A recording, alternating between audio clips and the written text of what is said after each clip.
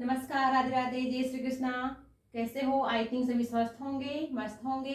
हम पढ़ रहे थे राजस्थान के लोक देवता व लोक संतों के बारे में पढ़ रहे थे और इनमें हम पढ़ रहे हैं पहले लोक देवता। लोक देवताओं में हमने कल जाना था रामदेव जी के बारे में। रामदेव जी का जन्म कहाँ पे हुआ था? रामदेव जी का जन्म हुआ था उंडुका समेत बाड़मेर में हुआ। पिता का नाम अजमाल जी था और माता मेणादे थी, पत्नी का नाम नेतल दे था और इनका घोड़ा नीला था। और इनके भक्त मेघवाल जाति के या कामड़ जाति के होते हैं और इनके कामड़ जाति के अनुयायी तेताली नृत्य करते हैं। और इनका रामदेव जी का मेला कहाँ पड़ता है? रामदेव जी का मेला पड़ता है भाद्रपद शुक्ल द्वितीया से लेके एकादशी तक उनका मेला पड़ता है। कहाँ पड़ता है? ये रामदेव जैसलमेर में पड़ता है। और आदि आदि बारे में जाना था और आज हम जानेंगे देव नारायण जी के बारे में। देव नारायण जी का जन्म कहाँ पे हुआ? इनका जन्म हुआ 1243 ईस्वी में आसिंद भीलवाड़ा में इनका जन्म हुआ। किनका? देव नारायण जी का जन्म हुआ। इनके बचपन का नाम क्या था? इनके बचपन का नाम था उदय सिंह। क्या नाम था बचपन का?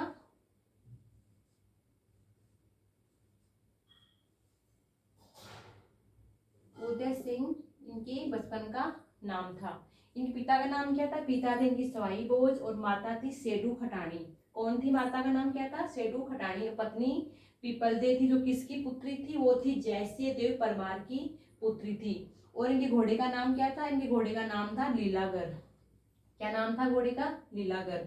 और इनका परिवार कौन से वंश में आता है, कौन से कुल में आता है? तो इनका आता है बगड़ावत नागवंशी गुर्जर वंश में इनका परिवार आता है। इनका मंदिर कहाँ बना हुआ है देव नारायण जी का? इनका मंदिर बना हुआ है आसिंद भीलवाड़ा में इनका मंदिर बना हुआ है।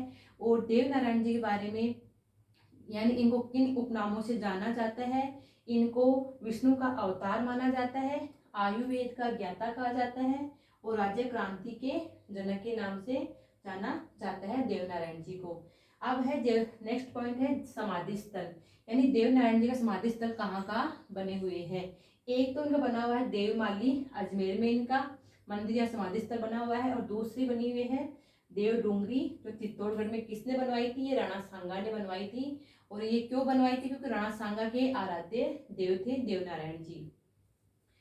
फड़ सब देव नारायण जी की फड़ राजस्थान की सबसे लंबी फड़ है और सबसे प्राचीन फड़ मानी जाती है। किनकी फड़? देव नारायण जी की जो फड़ है वो राजस्थान की सबसे लंबी फड़ व सबसे प्राचीन फड़ मानी जाती है।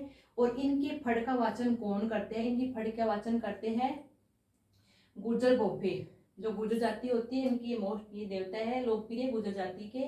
वो जो बोफे होते हैं गुर्जरों के वो उनकी फड़ का वाचन करते हैं। और कौन सा वाद्य यंत्र का प्रयोग करते हैं?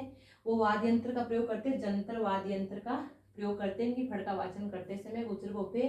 राजस्थान के एकमात्र लोक देवता देव नारायण जी है जिनकी फड़ को कहाँ पे अंकित किया गया है? इनकी फड़ को भारतीय टिकट पर भी अंकित किया गया है। ये राजस्थान की एकमात्र देवता, ये बात ये मोस्ट इंपोर्टेंट क्वेश्चन है, ये ध्यान रखना कि जिनकी फड़ का जो फड़ अंकित की गई है वो भारतीय टिकट पर अंकित की गई है। इनका मेला भरता है भाद्रपद शुक्ल सप्तमी को इनका मेला भरता है। कहाँ भरता है? इनका मेला भरता है आसिंद भीलवाड़ा में इनका मेला भरता है। राणा सांगा ने देव डोंगरी चित्तौड़ में इनका मंदिर बनवाया था। किसने बनवाया था? राणा सांगा ने। क्यों बनवाया था? क्योंकि ये राणा सांगा के आराध्य देव थे। देव नारायण जी के बारे में जो मोस्ट फैक्ट तो मैं आपको समझा दिए है। और नेक्स्ट क्लास में हम संतों के बारे में पढ़ेंगे और जो लोक देवता थे उनका टॉपिक उनका एंड हो गया है। तो और हम आगे संतों के बारे में जानेंगे। अगर आप क्लास पसंद आई है तो प्लीज़ लाइक एंड सब्सक्राइब कर दीजिएगा चैनल को। Thank you.